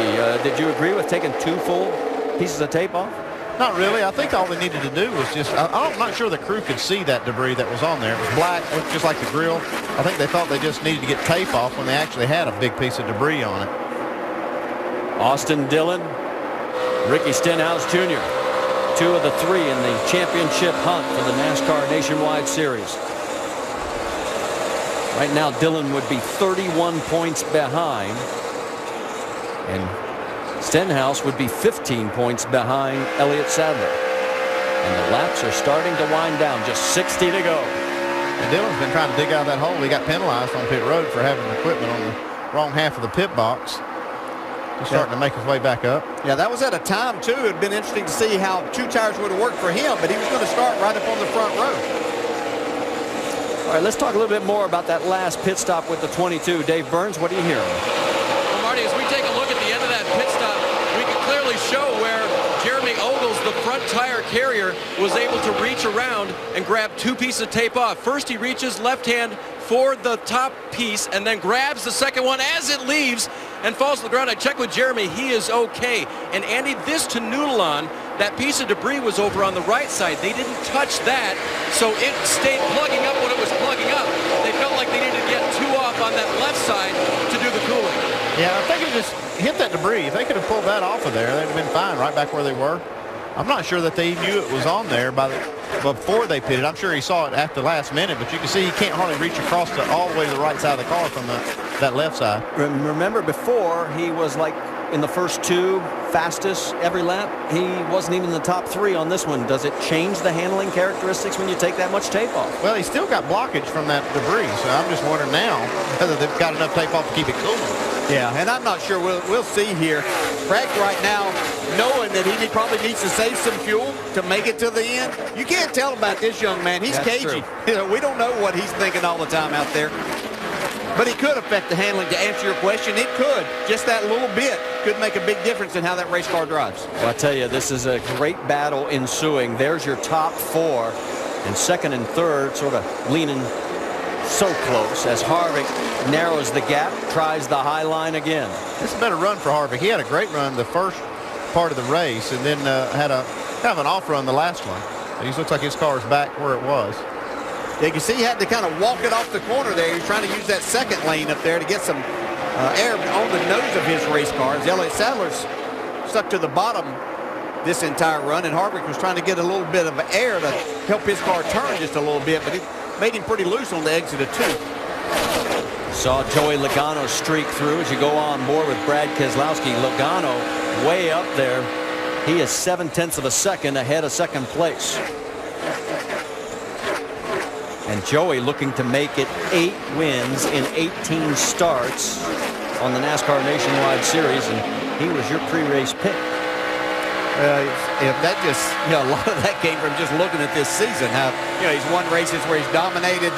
He's done a good job at the end of some races. Now we see Kevin Harvick try to go to the inside of Elliott Sadler, trying to take that second spot away. Side-by-side action, Harvick and Sadler. These guys have been going after each other now for several laps, and Harvick finally pulls even. Can he get ahead of him? And he does. So move Harvick into second, Sadler to third. We talked at the beginning of the broadcast how Cup regulars have dominated this event in the last 15 years. They've won 14 times. First and second and fourth are Cup regulars. And fourth is trying to become third. And it looks like Keselowski's going to do it. I'll start answering some of our questions about whether it's affecting the handling of that 22. Dave Burns, what are you hearing on that 22 now? So, Marty, with everything else going on with the 22, they did manage to tell Brad that he was 10 laps short on fuel. I don't even think Brad can save that much. And as you saw, he is being aggressive at the wheel. In fact, they asked him to give a car condition 2 laps ago coming down the front straightaway, and he said, "It's fine, I'm focused." So you knew he was going after these guys, and I believe they're going to wait and put a splash in it late. Well, and remember what we talked about a few moments ago. 16 of those 73 laps in the spring race in May were caution laps under yellow. So it sounds like they are going to need another caution to be able to go this distance. Yeah, that's an extremely long time to try to go. And as good a few miles they get, and as good as Brad is, be tough. All right, so right now it is Joey Logano by 0.7 of a second. He's out in front of Kevin Harvick and Brad Keselowski. Logano trying to make it 8 wins this year. Stay with us to find out if he can do it. Beautiful night in Charlotte, and look at the battle for the race lead. It is closing. Kevin Harvick has narrowed it from 0.7 of a second to he's now looking to take the lead. Yeah, Andy, I think you hit the nail on the head. You said he's got this thing pretty much like he wants it now. Yeah, that last run, I don't know if they made an adjustment or whether that set of tires just didn't agree with them, but the last one wasn't very good. This is more like we saw at the first part of the race. Here comes Brad Keselowski. Now, we heard the fact that they needed to save 10 laps. Andy, who was best for you at saving, and could they save anywhere close to 10 laps on a 1.5-mile track? Oh, Harry Gant was one of the best ever at that. We won quite a few races on fuel mileage, but no, 10 laps. I don't think there's any driver that can save 10 laps and still race at speed. They'll need caution laps to make that work. I think we're going to have to see some green flag pit stops for fuel if we don't see a caution. Little wiggle there by Joey. Not able to take advantage was Brad Keselowski. Let's get an update on the 33. How about it, Dave? Well, I want to let Andy know that the adjustment that hurt him was a track bar and air adjustment a couple stops ago to tighten him up. The one that helped him was this last one, a track bar back, because it was tight at the start of that run and loose at the very end off of turn 2. So it was going back on that track bar adjustment, I believe, that woke up the 33 car. Well, it did wake it up, Dave. It's back like it was. He's still going to have to. He's got to hold off Keselowski, though. I think he's going to be his biggest competition closing in here. Yeah, and I'm not sure Logano's through with this. I was really surprised to see him run the bottom of the racetrack as long as he did right there, because the run before, whenever he was running really well, he ran the middle to the top of the track, both ends, and was making a really good time. You're on board with Joey right now. First, second, and third, literally that close. They're all in your screen.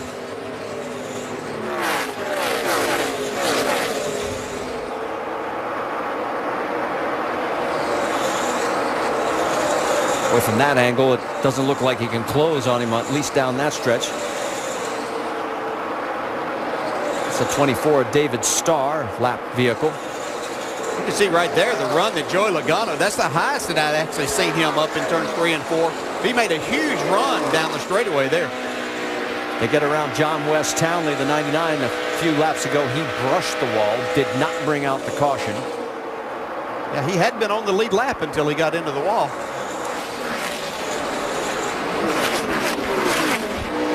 If Logano can make this work again and get this huge run. Well, he's all the way up there. Looks like he's closing from here. Here he comes. So what does he do? Drive to the bottom. And gets a little loose. Trying to make it work, though. Hadn't lost contact there yet. Look at this great action between first, second, and third. They're all right there. I think Brad was trying to sucker him into that going low, but I don't think he knew he was going to take the lead sliding up. But here comes Harvick. Harvick's going to try and cross right under. Coming to the stripe. Who's officially going to lead this lap? It'll be Kevin Harvick. Yeah. We've had 16 lead changes tonight, 7 different leaders. And who says the mile-and-a-half tracks are cookie cutter and boring? This has been a good race tonight. You know, I think something that benefits these nationwide cars, we see Keselowski now wants to lead. Dives to the inside, but you know they run these tapered spacers. They've got quite a bit less horsepower than what the Cup cars have. I think that makes for great racing here. You know, speed's not always the best thing for good close racing, and you know these cars don't run quite as fast, but they have to drive the heck out of them through the corners. Going around Mike Wallace again. It's been a bit of a long night for Mike. The 01 is now 4 laps down in 24th position. Got a total of 14 cars on the lead lap right now. This has certainly been the most exciting part of it going on right now between these 3.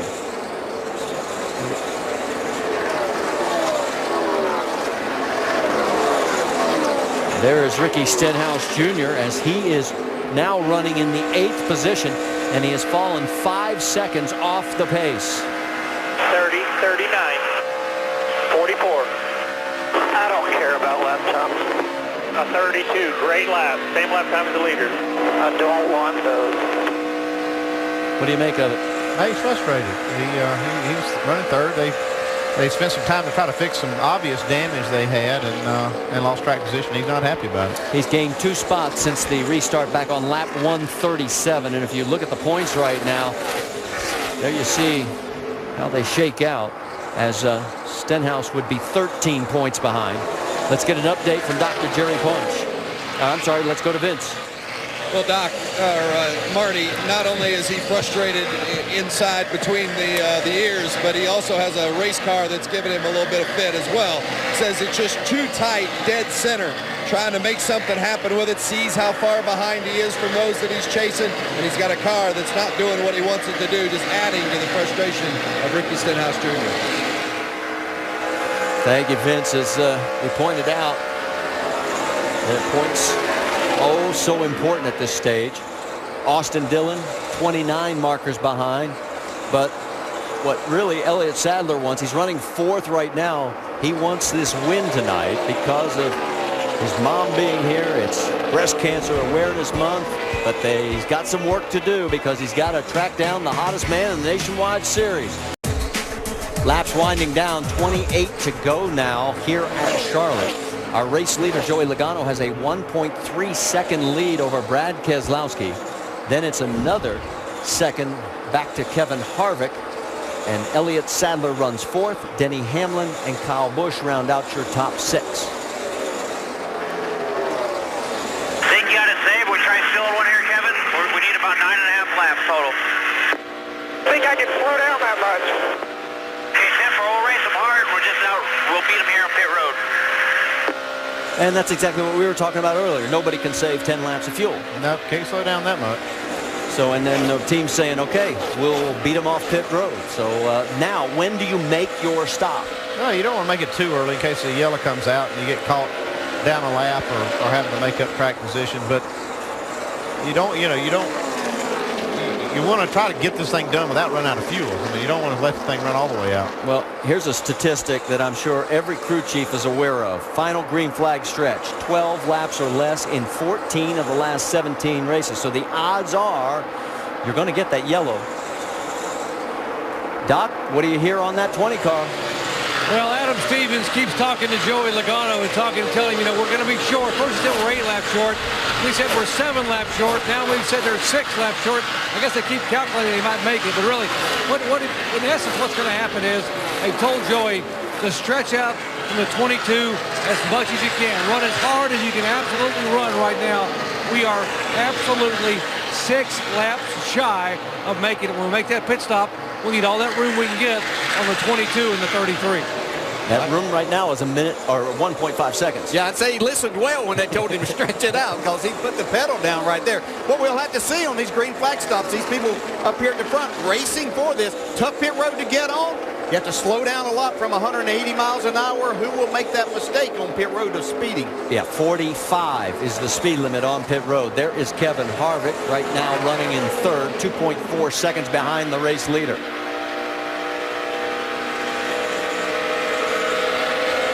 Fastest car on the racetrack last lap was Joey Logano. Second was Elliott Sadler. Third, Brad Keselowski. This time by, Keselowski was fastest. Logano second quick. The 18 we're hearing on pit road, Jamie. Well, Matt Lucas said we have nothing to lose here. Let's do gas only. Denny Hamlin said no, I want right side. So it was a splash and a couple tires. So Hamlin comes back out. Well, if you're going to use that strategy, if you're going to come in now, it would be good to put tires on, try to make up some of that time. You know, and I think that might be twofold for Denny Hamlin. And I'll just throw this out that I think that maybe he felt like that car might have been too tight, abusing that a little bit. He wants a little bit of security there. He's got a Sprint Cup championship to try to win. And if that thing's anywhere close to wearing out the right front, he didn't want to take any chance at that if they had to come get fuel anyway. So Hamlin the first to blink. Who will be next? Joey Logano's lead is now down to 1.1 seconds. Keselowski has picked up the pace. Yeah, Logano's been having to deal with some traffic. I think that's the biggest thing. There's a lot of lap cars out there to deal with. He's kind of caught a few of them at the wrong spots, and it's kind of slowed his progress a little bit. Keselowski picked up another 10th on that last lap. Logano gets around the wounded 31 of Justin Allgaier. He was involved in an earlier race incident with the 12 of Sam Hornish. Logano coming up on Stanton Barrett. Barrett now is 6 laps down and running in the 29th position. Kevin Harvick, you saw him there for the moment. There he is in third. Now he's going to be approaching all this lap traffic as well. Behind Harvick is Sadler in the number 2 car, and then the 54 of Kyle Busch. Still that same gap, about 5.5 to 5.8 seconds.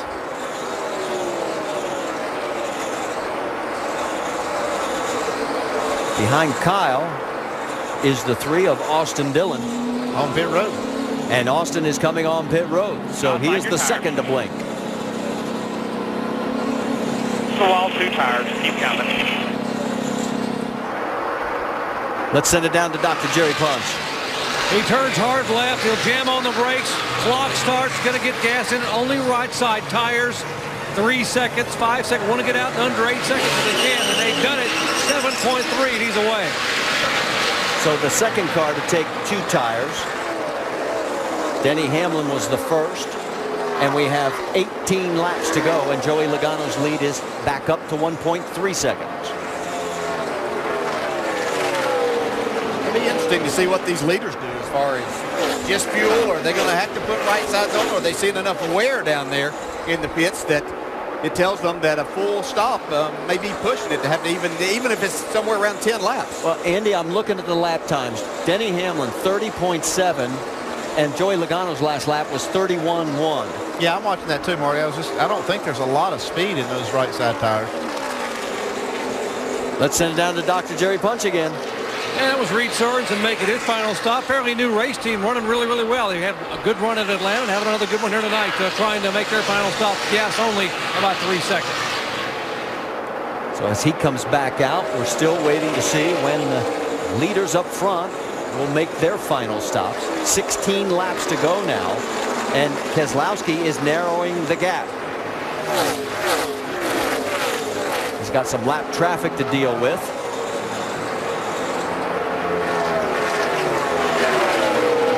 Top 4 cars running in the 30-80s. Looking at Denny Hamlin's lap times with those new right sides, he's only running in just in the mid-70s, so it's about a 1/10 of a second that he's beaten them, so it's not a lot. Keselowski, fastest on that last lap. Now second quick on this one. And if these guys are going to just take on fuel, they have to be extremely careful coming to pit road, not to slide those front tires. Looks like Logano may be coming to pit road this time. Yeah, I don't think he's waving to everybody saying hello. He's ready. Okay, you can't lock him up. Got to get all you can, though. On pit road, gentlemen. Good job so far. Right side, go on the jack. Right side, you sure not fuel only?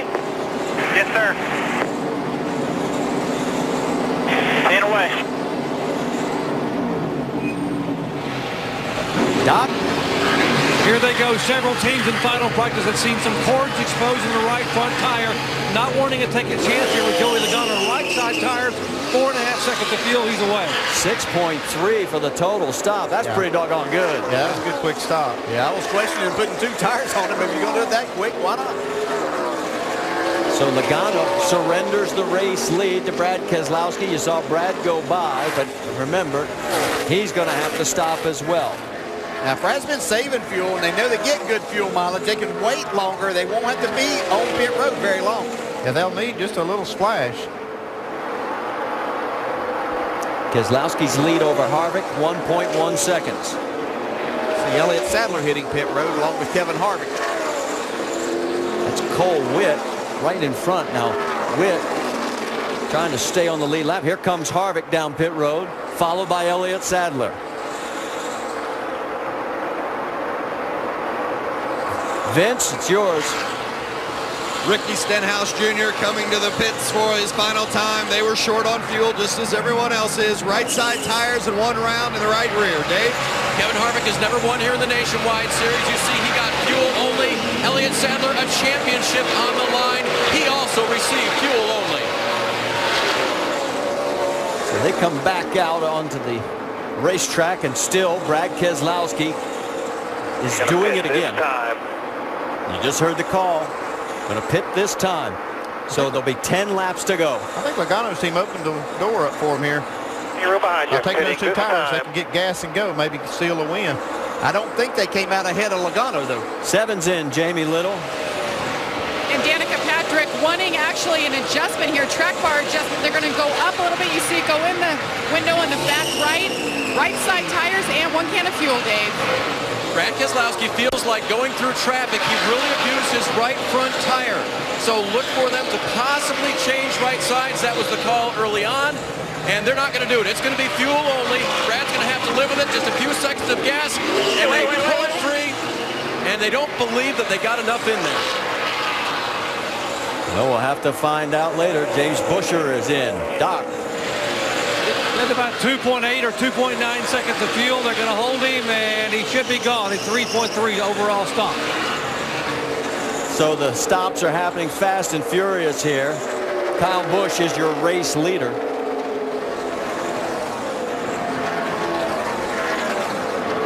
And there's Kyle waving, so he is going to be coming into pit road this time by.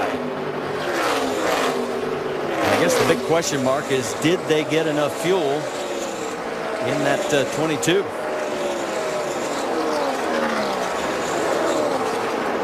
Vince?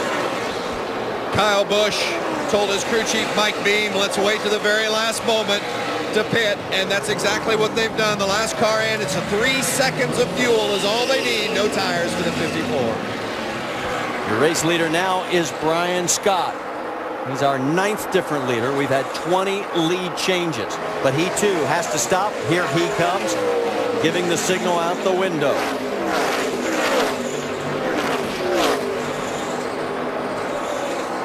I tell you, Joey Logano just passed Brad Keselowski on the racetrack. You see right there. There you see Logano out there, as he has gotten around it. Keselowski slowing a little there as the 11 makes its pit stop and comes back out. And Keselowski made it out in front of Logano. Raced him really, really hard, but just couldn't hold him off. Let's get an update on that 22. What about it, Dave? They did not get the fuel in that they need. He radioed back to his crew. Did we get enough gas in it? They said, no, you're going to have to save. And that's why he let the 20 go right away. He's going to let the 33 go as well here. So So a tough break for Brad Keselowski. Had a great race car underneath him. Not enough fuel, and you can see that he has slowed markedly as Harvick goes by. The 36 of Blaney is 2 laps down. He's going by. Elliott Sadler's looking there, thinking it's another point for him in his championship battle. That's exactly right, as he gets around Keselowski. So move Sadler up to 3rd. And there are the points as of right now. Stenhouse would be 14 back.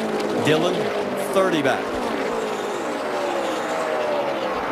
And he is giving more ground. Meanwhile, Joey Logano's lead is 2.5 seconds. But Logano, as you can see, is starting to run into some lap traffic. Goes around the high side of the 70 of Tony Raines. He's running up there where nobody else has dared to go, so they're not really impeding his progress very much. Just 5 laps to go, separating Joey Logano from his 8th win this year in just 18 races. Out. Coming to you. That's Keselowski out of fuel. And that's Brad calling in. So his night has gone south late in this race as he's making his way down pit road. While Brad limps on pit road, Joey Logano continues to fly on the racetrack. He goes around the 98 of Reed Sorensen. Sorensen in 13th position. He is the first car 1 lap down. There you see Kevin Harvick running in 2nd. Elliott Sadler is running in 3rd. So it looks like right now with 3 laps to go, the streak is going to continue where Cup regulars continue to dominate this race. Sadler, hand out the window. I think he's gesturing thanks for giving me ground, as that was Ryan Blaney that gave way. And I know Elliott Sadler wanted to win this race for his mom, a breast cancer survivor. But I think he's going to be very satisfied that he had a solid run in the top 5, up in the top 3 right now, and be able to extend his points lead. You saw Kyle Busch running in 4th. The frustration continues. His own race team, he has still not been able to drive that car to victory lane. Brother Kurt did it back in Richmond in April, but Kyle still not there. Right behind him in 5th is Denny Hamlin. Remember, Hamlin took 2 tires. He is 5.7 seconds behind the race lead. White flag is now out as you see Danica Patrick with the race leader right behind her. Patrick, the last car on the lead lap. She's running 11th. She's been on the lead lap all night. Joey rim riding again as he comes around out of the corner. Here he comes. Good job, guys. Woo, Charlotte. Yeah.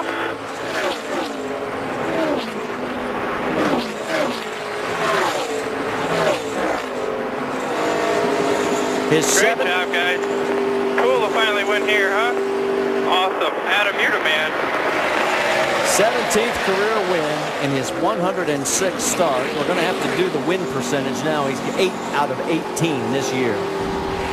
And it's now 44%, which equals the percentage that Kyle Busch turned in when he won 13 races. Been a very impressive year by this race team, this driver. Very happy crew chief there, and a very sad and frustrated, I'm sure, Brad Keselowski. Doc? Well, Adam Stevens, 8th win of the year. 8th win of the year for you guys. Impressive performance. What was the key to this performance tonight, this win? First, let me say thank you and hello to all the breast cancer survivors. That's a terrible disease, and all the work they do for it is just outstanding. The key tonight was Joey Logano. You know, he doesn't give up. There's no quit in that guy. We battled this thing in practice, and we didn't know how good we were. We tried some silly stuff that didn't work out. We went back and went to our notes and tuned on it again, and man, he got us there in the end. The GameStop Toyota, I tell you, these guys, this team, and this whole organization, it's a privilege, and I'm so proud of these guys. Adam Stevens headed to victory lane again. Marty? And he's running the GameStop colors, Call of Duty Black Ops. I think he just had a black op on the field again as he is doing the burnout and celebrating in style here at Charlotte Motor Speedway. And we'll get a chance to talk to him for the 8th time this year when we come back to Charlotte Motor Speedway.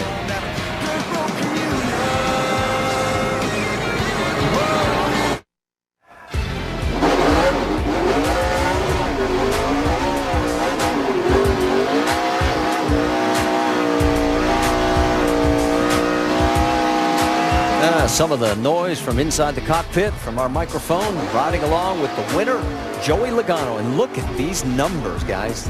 He led a total of 62 laps tonight, more than anybody else. He's got 862 on the year. We mentioned 44% win percentage.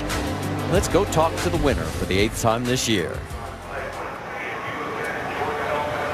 Joey Logano getting ready to climb out here. First time he's ever won at Charlotte Motor Speedway.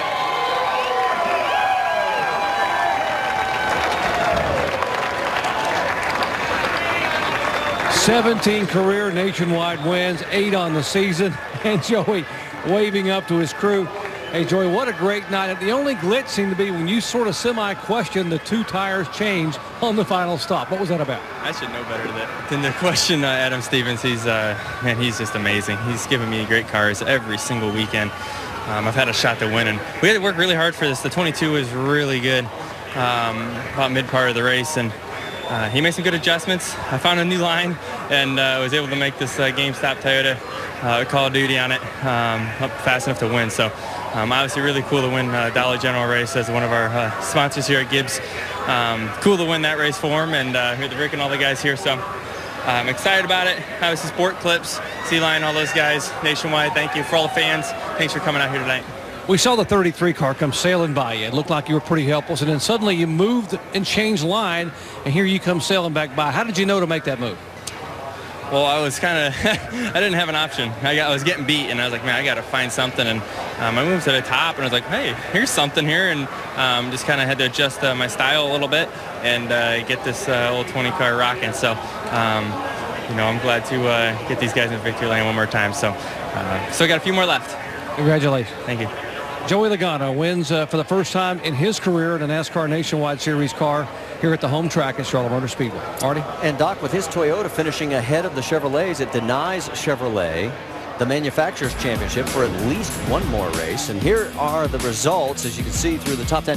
The top 10 cars were all on the lead lap, and Michael Annett in that 10th spot, he does move into 5th place in the championship points by 14 now, ahead of Justin Allgaier, who had that early race incident. Then as we look at the second page, guys, Danica Patrick, she just went down a lap right at the very end. Right at the end. That's very solid. That's probably as good as I've seen her run. Time's competitive, making passes. And you see Brad Keselowski ends up in 18th position. Let's talk to him, Dave. Brad, you led laps today. The car was very fast. How would you describe overall, given the fuel situation at the end? Well, you got it right. It was very fast. We had a car to certainly win with Discount Tire Dodge, and Discount Tire does tires, not gas. So, you know, they got their part right, but just didn't have any gas there at the end, and they won't run without them. Are you, given the perspective of what's happening in the Sprint Cup side, can you let this go, or is this really maddening? Yeah, it is what it is. You know, you have to understand what this program's about. This program's about giving opportunities with different people, whether it's Ryan Blaney, who drives when I don't, or different pit crew members. As you know, we made sure none of the Cup guys are on this team tonight, so there's no risk of them getting hurt. And we provided some opportunities to some other guys. Some of them did great, and obviously we had some struggles in other areas. But you know, that's what this program's about, and you know, we win and lose as a team. Another one pulling double duty this weekend is Ricky Stenhouse Jr. ends up 7th tonight. Had a car that's probably a little bit better than that for sure, but the one pit stop cost you 7 spots. What happened there? Yeah, we just decided we were going to try to, fix the spoiler. We got into the wall like the first lap of that run, and it bent the spoiler back a little bit. And we were running third there and came in, and we tried to fix it right there at the last second, and lost a bunch of track position. Car didn't really drive as well in the back as it was, when we were running up front. So Cargill Beef Mustang was a little bit better than that today. Just we just made a mistake on that pit stop, and we'll go back and get them next week at Kansas, and just keep pushing forward. And that's why they make the next week. So I got to thank NAS, Nationwide Insurance, everybody that helps us do this every week, and in the series that we run in. It's a lot of fun, just disappointing at times, but we'll come back and get them. It's four races left. That's still a lot of time. Thanks, Ricky. Jamie? Well, Elliott Sadler brings it home third, and he had a big smile on his face and said how much fun tonight was. You overcame one bad stop, but other than that, it seemed to be pretty good. It was. We got a little tight there at the end, but I'm just so proud of my guys here with the One Main Financial car, and it's a very special race to me, like I said before, with the pink paint scheme. And we ran pretty good tonight. I told Ray Evernham I was going to win the race, so I did let him down. Sorry about that. But from a fan's perspective, I think this was one of the best races of the year. I mean, when I was running third and fourth and the leaders, we were all battling and 2 and 3 wide the whole race. These cars put on such a good show with the rules package and stuff that we have. So just really happy that my family was here with me tonight. My mom got to ride in the truck around with me after we sat on the pole, and just all in all, a really good night for our company. Did what you needed to do, increase your lead by 13 points now over Ricky Stenhouse. Let's go over to Dave. Jamie, Austin Dillon finished 6th tonight. We saw the pit road penalty. What else were you fighting out there tonight, Austin? Our race car is really tight. We burnt the right front tire off it every time we put a set on. It was in the cord. So we had to take 2 even on that last green flag stop just because we couldn't chance it. And, going into this race, we knew it was going to be the toughest one for the last 5 that we had. This was our best finish at Charlotte from the truck days even to now. And to get a 6, it's not bad. We're still in it. So we go to these last 4 where we know we're going to be good at and just take advantage of it. And I want to thank Nationwide Insurance, Bass Pro Shops for coming on board and everybody that helps this RCR team. Positive perspective from 3rd place in the championship. Marty? All right, David, and let's talk about the points right now. 13 markers back is Ricky Stenhouse, and then it's 29 points to 3rd place, Austin Dillon. Twice this year in a 4-race stretch, Elliott Sadler's had that kind of lead or larger and lost it. So this is far from over. Oh, far from over. We've got a big unknown coming up next week in Kansas. Newly paved racetrack. These guys go out a little bit early, a day early, and get some practice on it. But I think that this is going to be a treacherous racetrack, fast racetrack to race on. That could shake things up. Yeah, and I see Stenhouse being one of the guys that can really go fast on a new track like that. I think he'll have an opportunity to make up some points next week, possibly. We'll see. The celebration continues down in Victory Lane, and we want to remind you the number of events are winding down, and if you want to join us, well, there's the ticket to the race. All you have to do is see us at Kansas next week or Texas Motor Speedway, Phoenix, and we'll wrap up the season at Homestead Miami Speedway. And let's check in with the man who finished 2nd. How about it, Jamie Little?